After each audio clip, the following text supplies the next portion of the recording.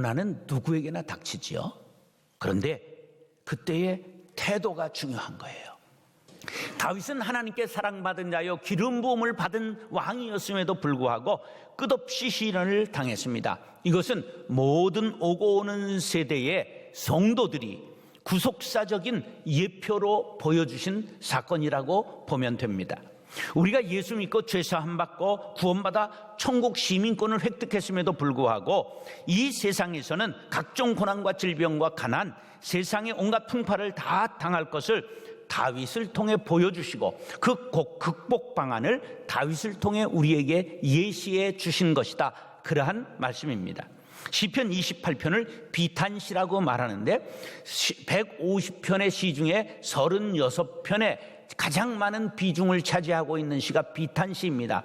그만큼 우리가 꼭 기억해야 될 내용들인데, 비탄시란 시인이 각종 질고에 직면하여 하나님께 그 고통을 호소하며 구원을 간구하는 내용을 담은 시로 개인적인 비탄시와 민족적인 비탄시가 있습니다. 그 구성 요소는 세 가지로 되어 있는데, 따라서 호소, 간구, 찬양. 첫 번째는 고통에 대한 긴박한 호소를 하고, 두 번째는 조속한 구원의 간구를 하면서, 세 번째 자신의 호소와 간구가 하나님에 의하여 필히 성취될 것을 선취적으로 확신하며 미리 드리는 찬양입니다.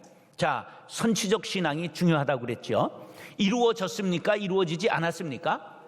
그런데 이루어질 것을 믿는 신앙을 무슨 신앙이라고요? 선취적 신앙이다.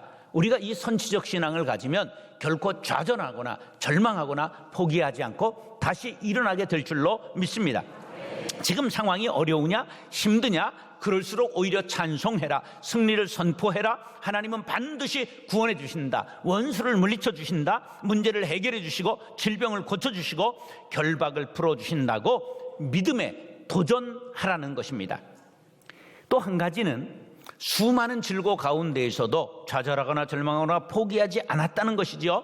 더 나아가 사람을 의지하거나 인간적인 방법을 사용하지 않았습니다. 궁극적 구원은 오직 하나님께로부터 온다는 확신을 갖고 하나님 앞에 간구하는 절대적 신앙을 다윗은 우리에게 교훈하고 있습니다. 신앙생활 한다고 하지만 내 생각과 내 방법대로 되지 않을 때 주님을 바라보고 간구하거나 무릎을 꿇거나 두 손을 들지 못하는 시간이 오래되면 하나님과 단절됩니다. 자, 우리가 칼로 손을 베었어요. 그럼 즉시 어떻게 합니까? 즉시 약 바르고 데일밴들 선전해서 미안한데 근데 바르잖아요. 근데 즉시 하면 이게 며칠이면 어떻게 돼요? 깜짝같이 붙지요. 그런데 이걸 오래 방치하면 어떻게 되죠? 상처로 남고 이게 큰 일이 벌어집니다. 반드시 우리가 문제가 있지만 하나님께 나아가 부르짖으면 그 문제가 반드시 깜짝같이 해결될 줄로 믿습니다. 그러므로 하나님과 간격이 벌어지지 않도록 늘 하나님 앞에 부르짖게 되기를 간절히 바랍니다. 사랑하는 형제 자매 여러분, 오늘 본문 말씀을 통하여 하나님과 교신이 평생 지속될 수 있는 비결을 깨닫고 고난 중에도 하나님께 찬양 드림으로 승리를 선취하는 저와 여러분들이 될 수 있기를 예수님의 이름으로 축원합니다. 따라서 응답하시는 하나님께 손을 들고 부르짖으라. 기독교를 기도교라고 말한다면 기독교인은 뭐 하는 사람입니까? 어떻게 그런 걸 다 아세요? 그래요. 우리들은 기도하는 사람들입니다. 기도는 영혼의 호흡이요 하나님과의 대화입니다. 기도하지 않는 사람은 하나님과 대화가 단절된 상태고 영혼은 호흡이 끊어져 감으로 질식사태에 이르는 것입니다. 대화 없으면 부부가 문제가 생기지요. 그래서 우리 동네는 특별히 복을 받아서 대화동을 만드시고 늘 대화동 카페에 가서 대화를 나누라고 권면하십니다. 이런 말 들어보셨어요? 통즉 불통이요 불통즉 통이라. 그런데 저 통통이라는 말이 두 가지가 있죠. 병통자하고 통할 통자 두 개가 들어가 있습니다. 막힌 것이 없이 통하면 아픈 것이 없고 막혀서 통하지 않으면 통증이 생긴다. 혈이 통하면 통증이 없고 혈이 통하지 않으면 아프게 된다는 뜻인데요. 세상에 어떤 시련이 있더라도 기도할 수 있는 믿음만 있다면 문제가 될 수 없습니다. 하나님은 계시를 통하여 자신의 뜻을 인간에게 전하시는데 자연과 역사를 통하여 만민에게 자신의 뜻을 계시하시고 성경 말씀과 예수 그리스도를 통하여 특별한 계시를 우리에게 전해주신다는 사실을 믿으시기 바랍니다. 반면에 인간은 자신의 뜻을 뭐를 통하여? 기도를 통하여 하나님 앞에 아뢰는 것입니다. 기도는 만사를 형통케 합니다. 다윗은 고난 중에 응답하시는 하나님께 손을 들고 부르짖었다고 1절로 2절에 이렇게 말씀합니다. 시작.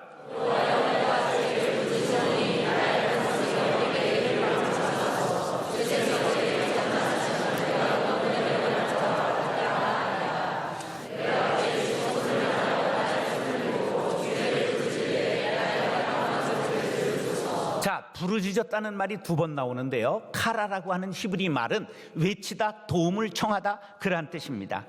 환난이 있습니까? 부르짖으시기 바랍니다. 시편 46편 1절 시작.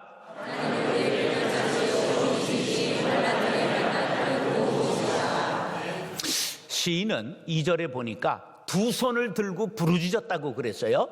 2 손을 들고 부르짖었다는 게 뭐냐? 첫 번째는 히브리인들은 2 손을 들고 눈을 들어 하나님을 바라보며 기도했습니다. 이렇게 기도하는 건 우리의 자세고요. 히브리인들, 이스라엘 사람들은 지금도 어떻게 기도한다고요? 눈을 들어 2 손 들고 하나님을 바라보며 기도합니다. 이게 원기도의 자세예요. 그럼 왜 그렇게 했을까? 이 기도하는 손에 하나님께서 복을 담아주신다, 이렇게 생각했어요. 그러면서 이게 성경에 보면 여기에 마음을 담는다, 그런 뜻을 갖게 되었습니다. 애가 3장 41절 시작. 예, 손을 드는 게 뭘 드는 거라고요? 마음을 하나님 앞에 드린다는 것을 담게 되었어요. 그리고 포로기 때가 되면 이 사람들이 다른 나라의 바벨론에 포로 갔잖아요. 그곳에서 동쪽을 향하여 예루살렘을 바라보면서 2 손 들고 기도했습니다. 그 다음에 2번째, 손을 든다는 건 세상에서 항복을 의미합니다. 우리가 하나님 앞에 2 손 들고 기도하는 건 내 방법을 포기합니다. 오직 하나님이 나의 유일한 방법이 되십니다. 할렐루야. 전적인 의뢰라고 하는 뜻을 갖고 있는 것입니다. 전에 제가 새벽 기도 때마다 30분씩 손을 들고 기도했습니다. 그때는 이게 50견도 오지 않았고 이게 할만했는데 지금은 이게 잘 안 올라가고 그러는데, 이렇게 기도했는데 그때 얼마나 은혜를 받았는지 모릅니다. 다윗은 부르짖으며 하나님을 나의 반석이라고 표현하고 있어요. 반석은 무너지지 않지요. 세상에 우리는 점점 무너져 가잖아요. 빠져가잖아요. 그런데 반석 되시는 하나님 앞에 부르짖으면 우리가 굳건하게 선다는 사실을 믿으시기 바랍니다. 하나님은 자신에게 기도의 제목을 가지고 나오는 자를 능히 구원하실 수 있습니다. 성도들은 다윗과 같이 이런 확신을 가지시기를 바랍니다. 우리가 겸손하게 2 손을 들고 부르짖어 보십시오. 하나님께서 반드시 응답하십니다. 이스라엘 백성이 출애굽한 후에 물이 다 떨어졌습니다. 물을 구하러 정탐꾼을 앞에 척부병을 보냈는데 큰 오아시스가 앞에 있다는 것입니다. 그래서 이스라엘 백성들이 전부 그 르비딤이라고 하는 오아시스를 향해 가는데, 오아시스를 차지하고 있던 아말렉이라고 하는 병사들과 싸움이 붙게 되었습니다. 그때 장수가 누구였죠? 여호수아 장군이 나가 이제 싸움을 합니다. 그 모세는 뒤에서 후방에서 산에 올라가 그 앞에 전쟁을 보면서 2 손을 들고 기도합니다. 그런데 이 늙은 모세의 손이 점점 힘이 빠져서 떨어집니다. 그럼 저쪽에서 전쟁이 패합니다. 정신을 바짝 들이고 하나님 앞에 손을 콱 들고 기도하면 전쟁에서 이깁니다.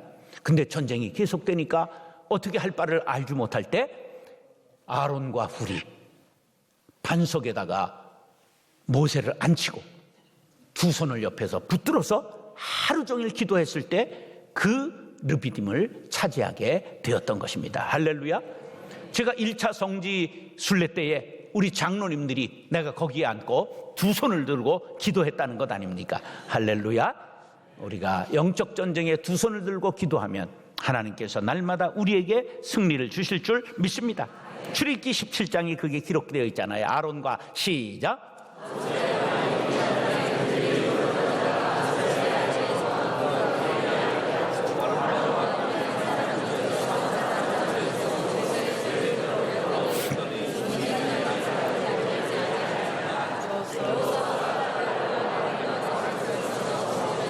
할렐루야. 이 사건에서 두 가지 교훈을 찾아야 돼. 하나는 전심으로 부르짖으면 응답하신다. 두 번째, 합심 기도에는 위력이 있다. 가정에 문제가 생기면 내 탓 하십니까? 기도에 두 손을 마주 잡으십니까? 우리는 문제가 있을 때 내 탓 하면 안 됩니다. 제2차 세계대전 때 프랑스가 독일에 넘어가게 되자 영국이 프랑스를 구하려고 30만 대군을 도보 해협을 건너서 보냈습니다. 그런데 독일이 얼마나 막강한지 구원에 주러 갔던 영국 병사들이 전부 구원받아야 할 처지가 되었어요. 그래가지고 그들이 도저히 독일군을 이길 수 없어서 후퇴하기로 했습니다. 그러면 또 바다를 건너야 됩니다. 그런데 히틀러가 한 사람도 남기지 말고 전부 죽이라고 명령을 내렸습니다. 그래가지고 독일군 폭격기들이 전부 폭탄을 탑재하고 병사들이 탱크를 앞세우고 진격을 하는데 조지 6세 영국 왕이 영국 전 국민에게 라디오를 통해서 선포했습니다. 지금 우리 30만 대군이 위기에 처해 있습니다. 우리 모두 하나님 앞에 두 손을 들고 부르짖어 기도합시다. 국가 위기의 날을 선포하고 기도의 날을 선포했습니다. 그리고 전 국민이 간절하게 기도하는데 폭격기가 전부 이륙을 준비하는데 어떤 일이 발생했느냐 하면 갑자기 그냥 구름이 끼기 시작하는데 온 상공에 그냥 먹구름이 드리워서 폭격기가 하나도 뜨지 못했습니다. 탱크가 진격을 해야 되는데 그냥 구름 장막이 가려워가지고 가지를 못했어요. 근데 놀랍게도 그 구름 장막 뒤에 도보 해안에는 전부 청명한 날씨가 돼서 30만 명이 하나도 상하지 않고 그대로 다 후퇴했다는 놀라운 사실이 있습니다. 우리가 하나님 앞에 두 손 들고 부르짖으면 하나님께서 우리의 방패가 되어주시는 줄 믿으시기 바랍니다. 사랑하는 형제 자매 여러분, 다윗은 위기의 순간에 두 손 들고 하나님 앞에 기도하며 응답받았습니다. 우리도 문제가 있을 때 두 손 들고 기도하여 응답받는 기도의 용사들이 될 수 있기를 예수님의 이름으로 축원합니다. 따라서 공의로 보응하시는 하나님을 신뢰하라. 자, 우리나라 지금 한번 전국을 보세요. 국회가 대통령을 탄핵했잖아요. 그런데 그것에 전부 동의하지 않는 사람들도 많잖아요. 특검에서 뭐 밝히는데 그거에 동의하지 않는 사람도 많잖아요. 또 헌법재판소에서 판결했는데 그것에 동의하지 않는 사람도 많잖아요. 왜 그럴까요? 세상에 완전한 정의, 완전한 공의가 없기 때문이죠. 그러니까 사람들이 어떤 사람들은 지지하고 어떤 사람은 반대해서 나라가 갈리게 되는 거지요. 그런데 우리 하나님은 영원히 공의로우신 분이심을 믿으시기 바랍니다. 오직 공의로우신 분은 하나님밖에 없습니다. 다윗은 공의로우신 하나님을 신뢰했습니다. 그래서 공의로우신 하나님께 대적들을 고발하고 있습니다. 여러분, 문제가 있을 때 사람에게 고발하지 마시고 하나님께 부르짖고 고발하는 다윗의 후예들이 될 수 있기를 간절히 바랍니다. 3절로 5절 시작.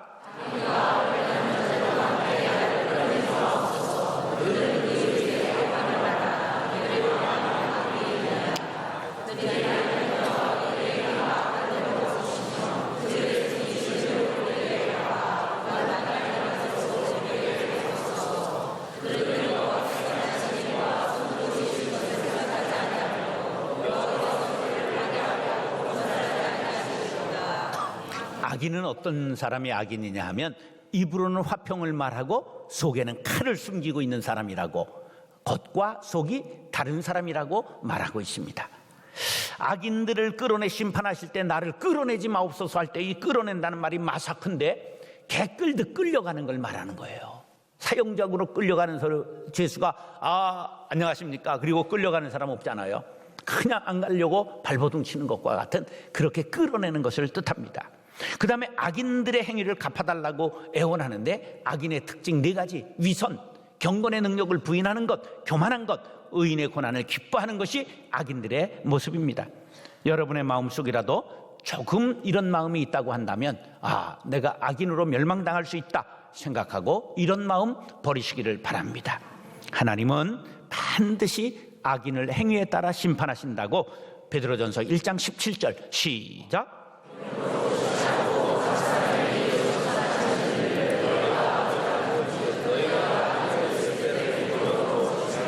왜 우리가 세상에서 속느냐 하면 악인이 명찰을 달고 다니지 않기 때문입니다.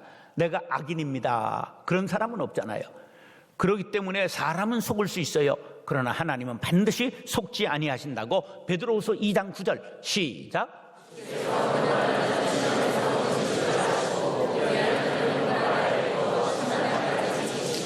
바로 공정하게 하나님은 의인을 건지시고 악인은 심판하십니다. 시편 31편 23절 시작.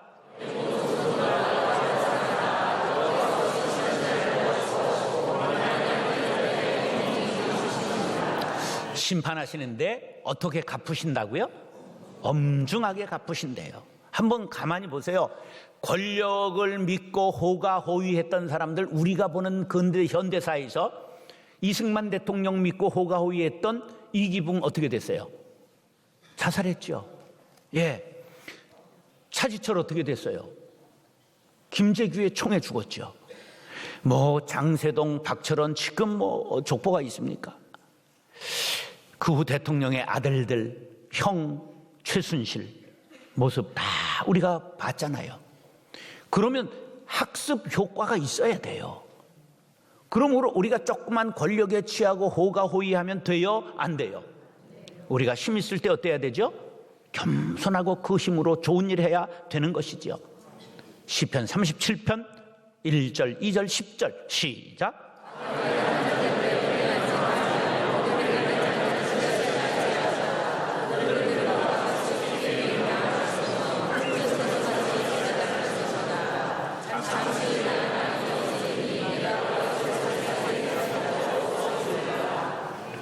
이게 무슨 말이냐 하면 악인들 곁에 가지 말라는 거예요. 따라서 악인 곁에 가지 말자. 여러분, 뭐 국물이 있겠다고 가면 안 돼요. 제가 목사님들이라도 정치하는 분들이 있잖아요. 뭐 벼슬 쓰려고. 가능하면 그런 분이다 내 마음에 판단이 되면 절대 곁을 안 갑니다. 왜? 함께 망할 수 있기 때문에. 중국에 요 임금 때에 허유와 소부라고 하는 친구가 있었어요. 근데 이 요임금이 왕위를 물리려고 지혜로운 사람을 찾다가 허유라고 하는 사람이 아주 지혜롭다는 걸 알았어요.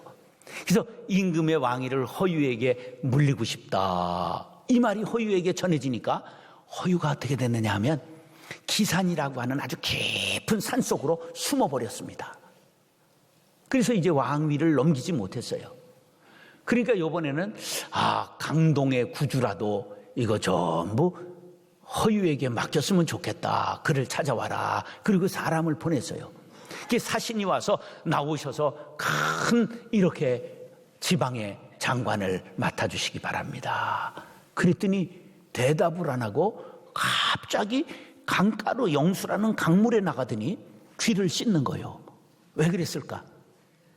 못 들을 말 들었다는 거예요. 그 귀를 씻고 있는데 소부라는 친구가 소를 먹이려고 소를 끌고 오다가 자기 친구가 자꾸만 귀를 씻고 있거든, 강물에. 그래서 왜 그래? 그랬더니 안 들을 말을 들었네. 그리고 귀를 씻는 건 무슨 말인데? 아니, 나보고 와가지고 장관이 되라고 하네. 그래? 그러더니 이 친구가 물을 안 먹이고 난 간다. 그리고 소를 몰고 가는 거예요. 왜 물 안 먹이고 가나? 더러워진 물을 내가 어떻게 먹이겠나? 시편 1편 1절 시작.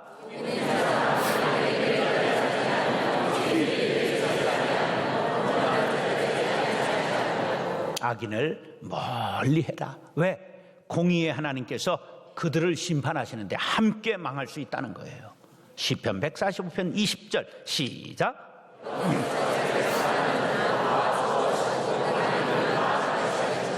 사랑하는 형제 자매 여러분, 다윗처럼 공의로 심판하시는 하나님을 신뢰하시기 바랍니다.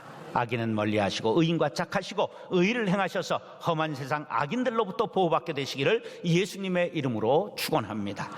따라서 기뻐 찬송하는 자녀에게 복을 주십니다. 하나님께서 기뻐 찬송하는 자녀들에게 복을 주신다고 말씀했어요. 성공과 실패가 어디에 달려있느냐? 인상에 달려있어요. 웃는 얼굴에 침 못 뱉잖아요. 예, 웃으면 복이 와요. 우리 척척 맞네.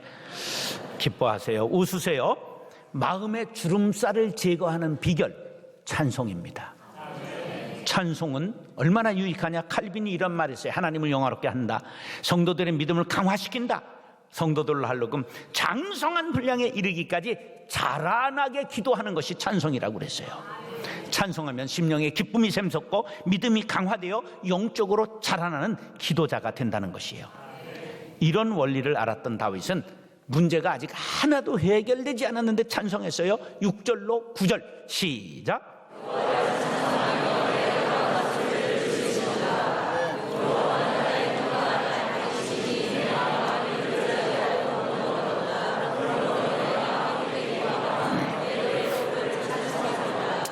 제가 여기에서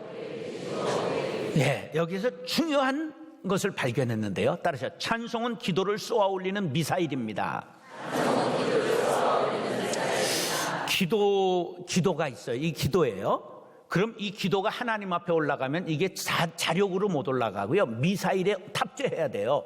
지금 저기서 미사일을 자그마한 ICBM 이런 거 개발하는 건 뭐냐면 핵을 여기다 딱 실어가지고 미국까지 쏘는 거를 지금 개발해서 이게 완성되면 미국하고 협상하자는 거예요. 너 죽고 나 죽자. 우린 부서질 거 없는데 니들 워싱턴 한번 깨져볼래? 이러는 거예요. 지금 북한 애들이. 그래서 이 미사일이 중요한 거예요. 지금 이건 만들었어요? 못 만들었어요? 핵은 만들었어요. 얘네들이. 기도는 핵이에요. 그런데 기도를 하나님 앞에 올릴 수 있는 건 뭐라고요? 미사일이에요. 미사일에 두 종류가 있는데 따라서 감사와 기도. 그래요. 찬송은 기도를 쏘아 올리는 미사일입니다. 이것을 다윗이 이야기하고 있는 거예요. 그 신뢰가 사도행전 16장에 나오죠. 시작.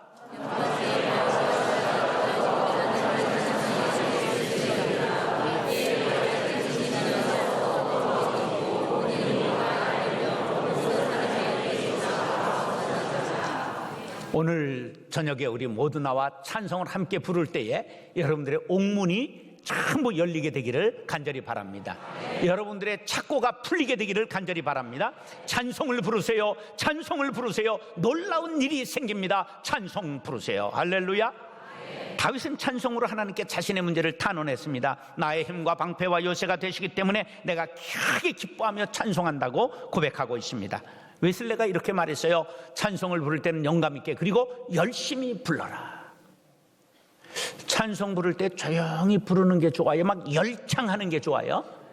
예, 막 윤신의 생각나죠? 침이 막 튀어나오고 그냥 막 그렇게 하는 가수들. 네. 총독 느헤미야는 백성들에게 여호와를 기뻐하는 것이 힘이라고 말했어요. 느헤미야 8장 10절 노란 글씨 시작. 할렐루야. 주일은 부활의 날입니다. 지금이 사순절이지만 이 주일날은 사순절에서 빠진다는 걸 아십니까? 왜? 이게 부활의 날, 축제의 날, 찬송의 날, 기쁨의 날이기 때문입니다. 할렐루야. 주일은 그러니까 금식에서도 빠지는 거예요. 이 사순절에 우리 모든 부서들 너무 먹는 모임 안 했으면 좋겠어요. 근데 주일날은 먹어도 됩니다. 주일은 축제의 날, 부활의 날, 감사의 날, 찬송의 날이기 때문입니다. 할렐루야. 시편 145편 21절 시작.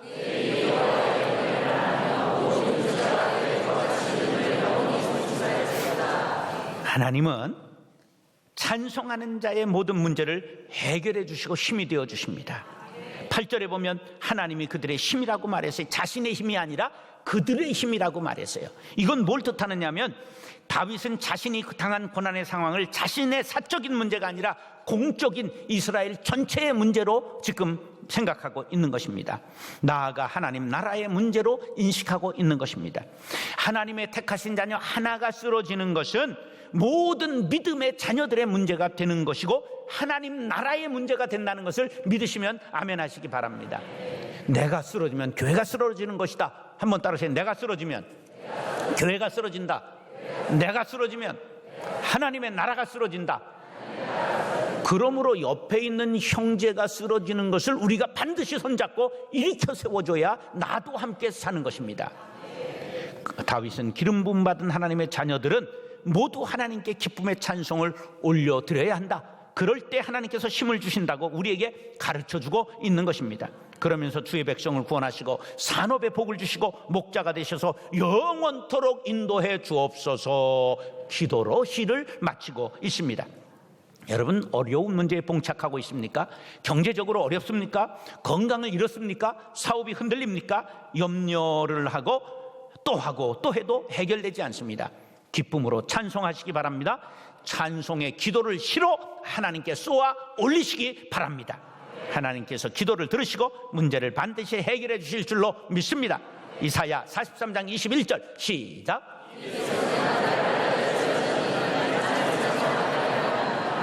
사랑하는 형제 자매 여러분, 이스라엘의 찬송 속에 거하시는 주님을 찬송하며 하나님 앞에 영광 돌리는 승리의 생애가 될 수 있기를 예수님의 이름으로 축원합니다.